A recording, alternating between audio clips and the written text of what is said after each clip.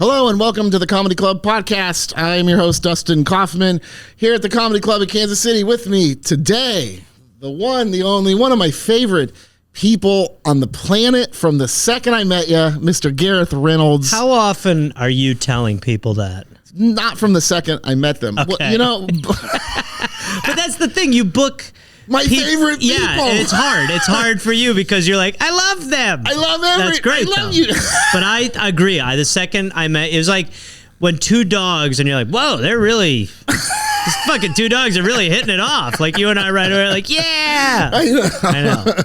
I had like that quick connection with a few people. Eric Griffin, we started talking immediately, like, and just several people. And so, yeah, I do have a lot of people that come here that Shane Torres and JC Correas and just so many people that I just like dear friends and stuff, you know. And so. That's one of the great things about not only what you do, but being a former comic. Yeah. Because you do like... I met most everybody as a comic, but definitely not everybody. Because I've met a good chunk of them later just here, and I don't really perform that much anymore. But then there's sometimes where you get someone who you don't know, and they're probably kind of a prick. It happens. Yeah. It happens. And it's a downer. Very rarely does it happen here. Yeah. But there's an occasional, like, you know what I mean? And then let's say they do good numbers. I know. Do you bring them back? It depends on how much of a prick. Yeah. Because we have just a wonderful calendar. And, yeah. I'm here because I want to be and I love it. So, like, I don't need to deal with bullshit. It's a great advantage. There's no, keep that shit at home. I know. You know, what is it, the major league? Bring that shit to me, man. Like, that is like a top 5 performance in cinema history. Fuck you, Joe Boo. Fuck you, Joe Boo. I watched that movie recently, and I was like, because that movie was filmed in Milwaukee, where I'm from. Okay. Yeah. Okay. So it was like, we heard. I mean, I was young, but I was like, I always wanted to be in entertainment, and so when I knew there was a movie being shot in Milwaukee, you know, it's like you'd see pictures on the wall at Major Goolsby's, and you'd be starstruck. Like Tom Berenger. I was just talking about that movie the other day too, actually. It was just such a great, it really is a great of its fucking kind. Perfect. Yeah, it really is. And then they just started fucking it up with sequel after sequel. Yeah. So, but yeah, I don't have to deal with it. I don't want to deal with it. Good. Please be respectful no matter where you go. There was people in place when I started and when we started here in KC, despite everything about the club and the club owners, there were good mentors in place. What was this place before? Well, this place was always, we're our first one here, but there was Stanford's and in Westport and stuff. Yeah. And their managers and the people that ran the mics and talked to people were like headliners and veteran comedians. So they taught us to respect the industry, to respect the house, the staff, like the light, just all of it. It's one of the weird things about the way it all works now, because there's so much more leapfrogging. Like, I think the previous version of all of this was also weird, where there were gatekeepers and all that shit.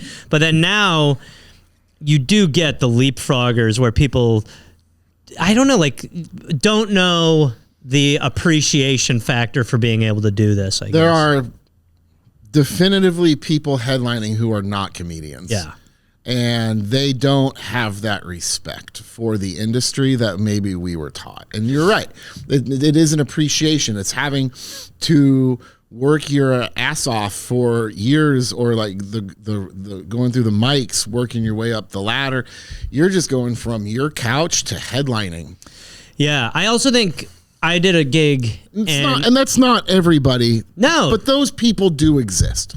But I did a gig, and I did a weekend, and the week before, the manager was like, they had a guy who was on a very popular podcast that's about stand-up that rhymes with Kill Roni. And they have one of those guys. Unalive. And they said the guy was there, and he was just kind of a prick. And they're like, brought everyone down, and like, and then you walk in. It's just because, you know, you don't know that it's a pleasure and a real. It's like, you're lucky. Like, and I take real pride in it, and I really like. During COVID, we ran karaoke for a short time, and I canceled it because I got tired of seeing people stand on that stage who I believe didn't deserve. Wait, hold on. Wait, during COVID, you ran karaoke? Is that not like worse than doing shows? What were you? What sort of weird? They were like, you can't perform unless it's a cover. I mean, I don't know what to say. It's such a people came out for it, and then I can't. But who was doing karaoke? Comics? Anyone? You just ran not karaoke. comics. It was regular karaoke. It was. I don't even understand. We were just trying to make some extra money. What was the thinking though? That because people would come out for it. But why couldn't you do a comedy show and you could do karaoke? We were doing comedy shows. Oh, okay, right, okay. And people came out for whatever they came out for, but it wasn't. Okay, I thought it was like no shows allowed, and you were like karaoke, and like the mayor was like, yes. We were only shut down for like 2 months. Yeah, right. You were one of the. Yeah. I remember. Yeah. You were. I think you were one of my first clubs. We were one of the first clubs back. Yeah. Yeah. Fucking, we did it. But like, I canceled it because I didn't. I in my head, I was like, these people haven't earned the right to stand on that stage. That is unfortunately, the philosophy behind karaoke is people who don't deserve to be on stage. That's the whole energy of karaoke night. That's why karaoke night fucking sucks. Because if you go to, it's like if you go to a bar and they're like, we're going to do trivia, or someone's setting up a speaker, I'm like, get the fuck out of here. But if you're going to karaoke, you have the people who are there every Monday night. They do 4 to 5 songs, and you're sort of like, this is a weird thing for you. This is your loophole. Some people really get into it. And are good, but you're kind of just sitting there going, well, no, please. I just like, we have access to the originals. Not on my stuff. We could play Spotify. We could actually play Led Zeppelin if we were into it, instead of having Clark sing it. Hey, let's just get around and listen to music. And we could actually. Here's an idea for the bar. Play music. We don't need these people who are like the quiet people at work. They don't need to be here. We don't need them mic'd. What about music videos? Just would people show up just to watch old music videos? Well, that you can watch on YouTube. There's the dive bar thing where they put on old weird movies and they play music, and I like that. But it is weird it's weird when you walk somewhere. Anytime if you're at a bar and they're doing something that isn't based around conversation and alcohol, I become like a 60-year-old white Navy vet, where I'm just sort of like, enough with you talking. We're trying to chat. I don't want to do trivia. Enough. They let the young people move into this neighborhood. Now we can't just watch Bruce Lee and yell at each other. We had what, David Koechner's trivia, office trivia. Great. It was so much fun. He's the greatest. Yeah, it was so much fun. He's like, what? Why does Kansas City have so many famous people who are Chiefs fans?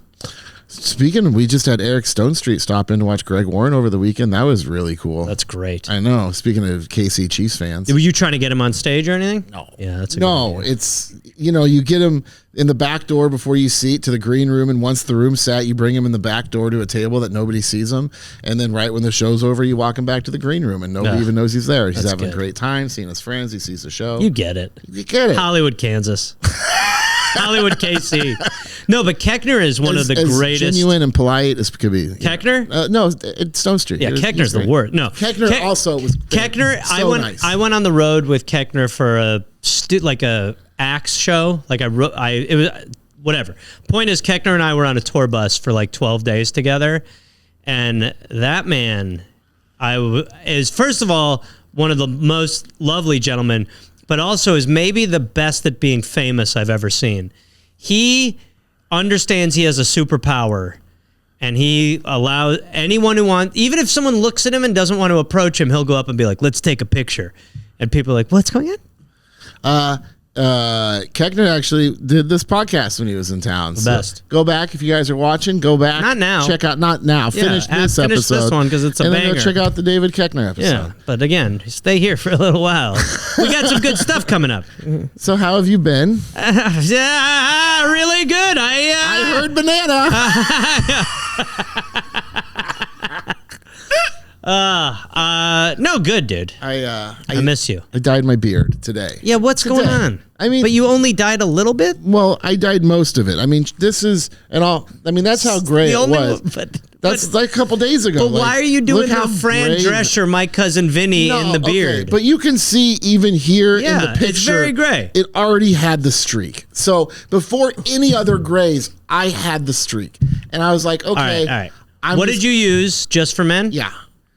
And how did you leave yourself a landing strip? I did it on purpose. How did you do it, though? You just kind of estimated? I just brushed around it. No. It was already this. I know that. So, like, I understand. Graying I get it. Around it. Yeah, I know. So what's your question? My question, I understand. You just showed me the original picture. I get it. I just brushed Why keep the gray part? It's a fashion thing? I don't think so.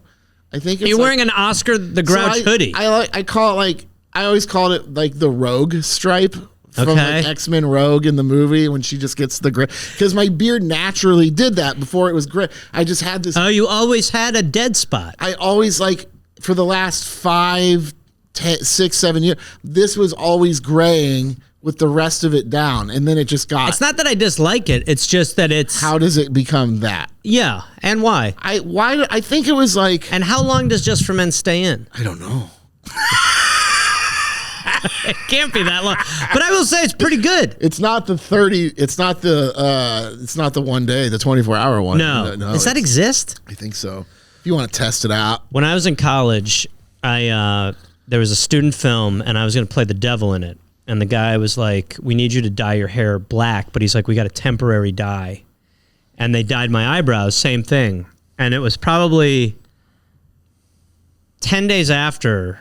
Where I was like, "Hey man, this shit's not washing out." And he was like, God. "Really?" He's like, "I don't know what to tell you." And I was like, "Wait!" And they had just fully dyed me with black. They dyed my hair did and not use temporary black at all. Oh my God! And then it was like any woman that I talked to about it was like, "I don't think that exists." Like he was like 30 washes it comes out, but he was saying 30 washes because that meant he was like he got 30 washes away from me before I was like, "Hey asshole." The Prell's not working. And he's like, sorry to hear that. Wash it once a week, 30 washes. Yeah. He's like, see you in the summer. Au naturel. Once it grows out. Yeah, it grow out. It was like. Just shave it, it'll grow out red, my man. It looked, well, yeah, nobody's like dying to get back to this hair color, but it was still, I looked crazy. If it was my natural hair color, I'd want it back. Yeah. That's all I wanted. This has been in my head a little bit. All beards are in your head. You're telling me you're going to go back to the Keckner episode with stuff like that? But Come on, that's great content. That's the clip. I think I wanted... Maybe I was afraid of people's thoughts about dyeing my beard or something like that. But when was the last time you shaved? I've never seen you clean. No. Why is that? I don't want to. Walk the audience through that. I don't know. What are you hiding? I'm going to mask with laughter. It's a good look. It's you. I couldn't imagine you any different. I don't know why. How long have you had all the hair, the facial hair? 18. Since you were 18? Like, I used to, a couple times in my 20s, for a little bit, I would have like a razor width of like on each side. So like big, but I've pretty much have worn beards since I was 18 years old. I have a couple, there was a couple early 20s clean shaven. When I first started comedy, I was like, "Oh, this is what I should do." Like, the idea that you got to get dressed up for stand-up is so funny. Don't do that. I was like, "Don't do that." Well, no. Did you? I saw. This is so dumb to reference videos, but there was. I actually hate when people are like, "You seen this video?" I'm like, "That's not human interaction." But there was a video of like a barber shop like flexing on the redo he did on a guy with a big beard and longer hair. Yeah. And it was like when they shaved his beard, everyone was like, "Oh my God," because the amount of fat under this guy's neck, it was the beard was doing a lot of lifting for the guy's look. And then this barber was like, "How do you like it?" And the guy was like, "I don't know. I look pretty bad, I guess." And it went viral. So he was probably like, "Cool. Thank you." I did. That was this year, or no, because this is 3 days into the year, 2 days into the year. But like sometime mid last year, I went in for whatever just to trim, and this lady gives me this like, she shaves the mustache really short and then brings it down from the top and cuts it at the lip, and I'm like, dude, I was so mad. Did you stop her? I didn't. We never do. I'm like, what do you? It was like this Cuban pedo stash, kind of like. Oh my God, I know exactly. Yeah, right. That's kind of what I was picturing. Yeah, and I was like, this is. You look like a Fred Armisen character. I shaved my mustache and let it grow back. I was not happy. And my hair doesn't grow crazy fast. I'm not growing a full mustache or beard back overnight. It took about a month to grow it back. Why are we in hostage positions when we're in the middle of a bad hair situation? Stop. Just don't like you really could be like, here's the thing. But you just sit there and then at the end you're like, thank you very much. And then you leave and you're like, that awful piece of shit. But like in there, you're like, $10 a tip. Thank you so much. You can correct them at the end, but you don't realize what's happening until it's... Lady, next time. Bro, you don't realize what's happening until it's happened. I know. It's part of it. It's like, oh God, what did you do? I was actually talking to this woman I know, and she was saying she fucking, at the end of a haircut, I was like, this is my dream. Because she was like, this is a bad haircut. And like the woman was like, I'm sorry. She was like, it really is. This is not what I wanted. I've never, you just sit there just like, I remember I was getting headshots once, and I thankfully was getting this haircut early enough so that my hair grew back. But I remember telling this woman, I'm getting pictures, and I want a very specific hairstyle. And then she just was yapping away and just like buzzed my head. And I was like, my God. Where's the woman I talked to? I was talking to a woman before this about the game plan. There's no game plan. And then it's like I left. I was like, that was awesome. Thank you. And then I just was like, well, I'm never going back to sports clips. Mine was in sports clips. I went to sports clips and I was like, that's what I got. By the way, it was also like she was the only woman without a weight. And then I was like, of course. Because everyone was like, she's crazy. Do you ever sit there waiting, like when it's not like a specific, like I don't go to a specific person. Yeah, man. Right? So when you go in, you see all the people there and your brain's going, please don't let me get that one. The math. Please don't let me get that one. The math, when you're like, Suzanne's good. Darren's out of his mind. You already know who. And you're like, Jesus Christ, how long is she going to be sweeping up? She's done. Yeah. And then Darren's like, we're ready to go. You're like, oh. Not Darren. And he's like, how are you? The shakes are back. So what do you want? And you're like, oh no. He's like, sorry, I'm tremoring pretty hard. I'm ready to do it, boss. There you go. I might just do clippers only. I saw this guy in Pakistan who burns hair off. Do you mind if we try that? You're like, I don't know. It seems a little dicey. Meanwhile, Suzanne's banging out tens. It's like, there you go. You're like, Darren. He's like, oh boy. If my hand could weep. I'm having a hand breakdown. You're the haircut where he's like, I can't do this anymore. You're like, Dad, what the fuck? I have pictures in 9 days. You have lovely hair right now. Oh, thank you. You got. Is it a little longer here? Is that? Yeah, I have no real. Once I get a haircut, I go, I'll go figure this out for a little bit. Yeah. Yeah. I like it. I like shorter on the sides, and then it's got like I think it's probably popular now, but it reminds me of a lot like '90s magazines and stuff like that a little bit. So my girlfriend just a lot of times is like telling me what to do, and she'll just be like, "This is the stuff." Did she tell you to bring your down in the front? No, I didn't even get to talk to her before the show, so I didn't know if I would get approval, but I think she would. Do you not? Is this the first time you've worn it? I think I can't. Longer? It's hard for me to know what it looks like right now, but I think no. It's kind of the vibe. Okay. This is kind of the vibe. That's normal. Normal. It looks like that's about an everyday occurrence. You don't. It's hard for me because I like to talk, but it's like the person cutting your hair. You're like, you don't want to overly. You don't want to do too. It's like my Lyft driver.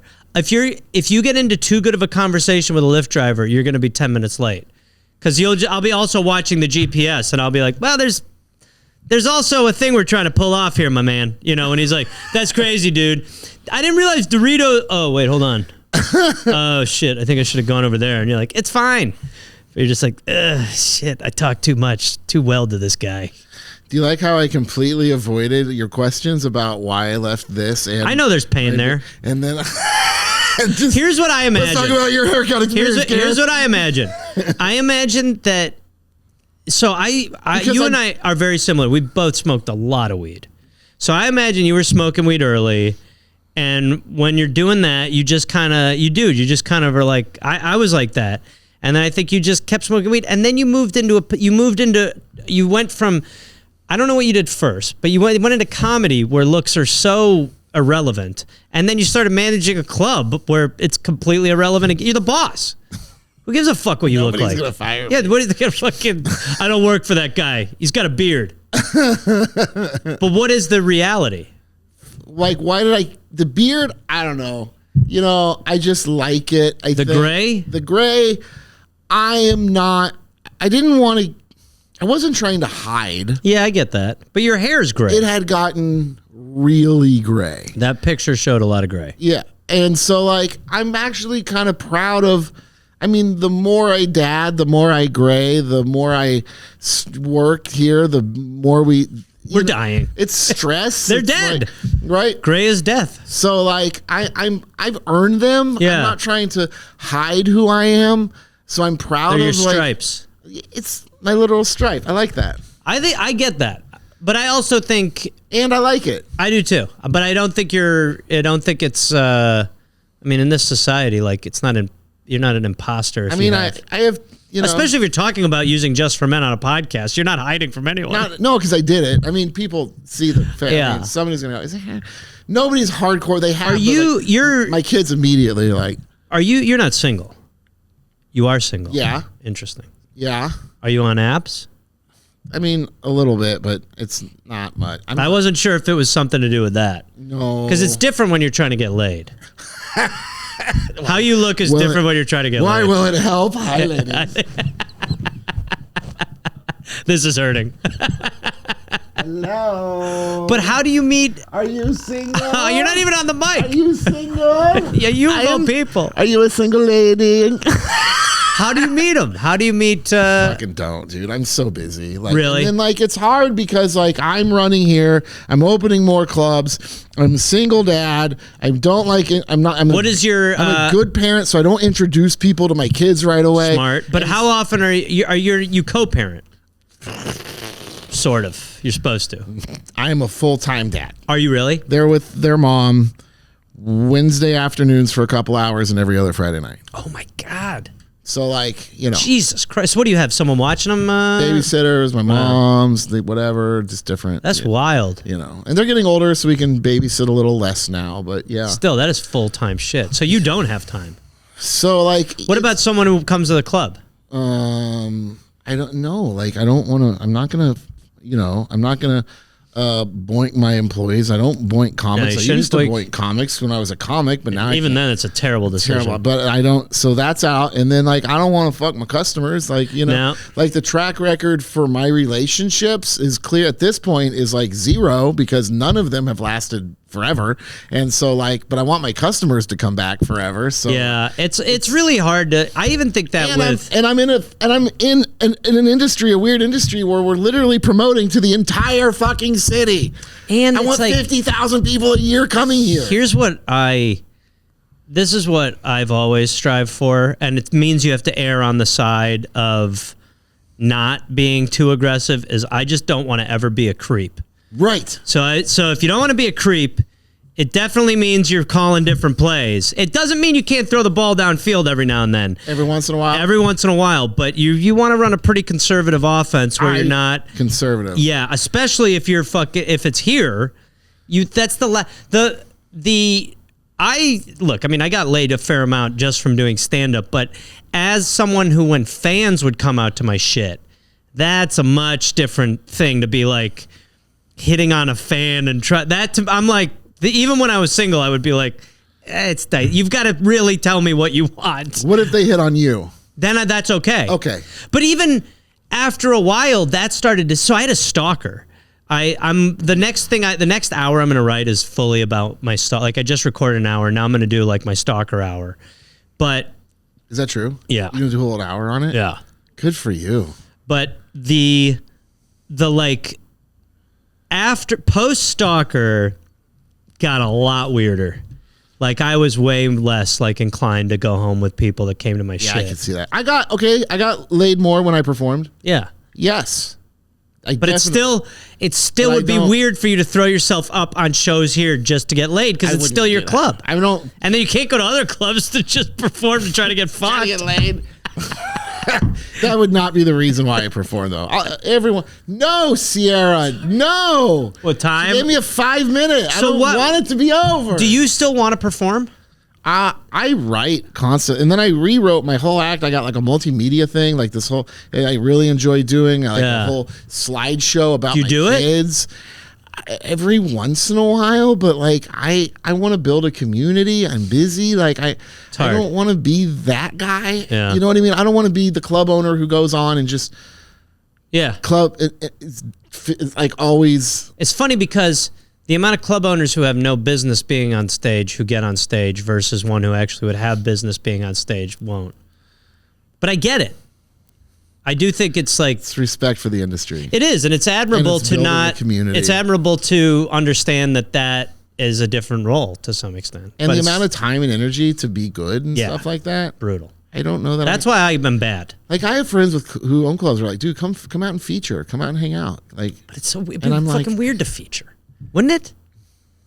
I don't know. I mean, it's like you're the fucking king of the jungle, and now you're like, yeah, okay, No, I I'll don't go. care. Like, You go out of town just to perform. I don't. you'd go on the road to do feature.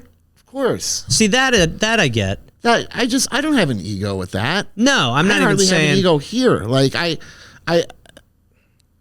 mean, maybe a little, but like just confidence. You know, I'm happy. I'm happy with what I built. All right, don't I got a walk around pitch. like, I got a pitch. You take a month off, shave, and you tour around Kansas City as a different comedian. And you shave, and you tour as Dustin Kaufman. No, I don't want to shave to do it. I don't have. We can come up with a different. Go see that woman who gave you the fucking Cuban mustache. Go see her and say, I want a trim. I'm back. Yeah. I'm back. Just a trim, and then was she'll so cute too. give you the Castro. It was hard to hate her, but I hate her. Like It's part of the trade-off. Part of the trade-off is that the better the conversation. It's like the best bars are she not was the like, ones. could I ever with this? Just look fucking. how she wants you to look. Or That's so something. funny. That's you know what? That's actually a great model for like a hair place. Just like, give me what you would fuck. Well, give me the thing that's closest to what you would fuck. And then you're in Darren's chair and you're like, Darren, no. And he's like, you know what? All right. I know we're at 2. So go sit in Darren's chair. Sit in Darren's chair. Darren's on the road. Where are you gonna be? I'm gonna be at Gareth? Darren's. Where can people find you? You can find me. My stalker can tell you where to find me. Darren's. You can find me at GarethReynolds.com for show dates. I do see other clubs. I want to be straightforward with you. And you can find me at Reynolds Gareth on the socials. And Gareth Reynolds TV is my YouTube. Okay. And listen to We're Here to Help and The Dollop. And I have a fucking third podcast called Next We Have. It's ridiculous. I love your podcast. Yeah, go see them with the Dollop. Come right in a theater in your town too, Yep. or work in your club. I love you. I love you. It's great to see you. It's great to see you. Miss you. Follow us at the Comedy Club KC or the Comedy Club LFK. Come to the Comedy Club of Kansas City or check out our show at our new club in Lawrence, Kansas. That's it. Go watch some past episodes. Subscribe to this show. Subscribe. Tell your friends. Please subscribe. Share. All that good stuff. Or go have a listen on Spotify. Bye. Great, bro.